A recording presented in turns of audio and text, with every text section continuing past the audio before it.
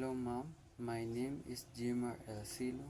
Now I'm going to tell you about the poem of the Traveling Onion by Naomi Shihab in 1952. When I think how far the onion has traveled just to enter my stew today, I could kneel and praise all small forgotten miracles. Crackly paper peeling on the drainboard, pearly layers in smooth agreement. The way the knife enters the onion, an onion falls apart on the chopping block. A history revealed, and I would never scold the onion for causing tears. It is right that tears fall for something small and forgotten.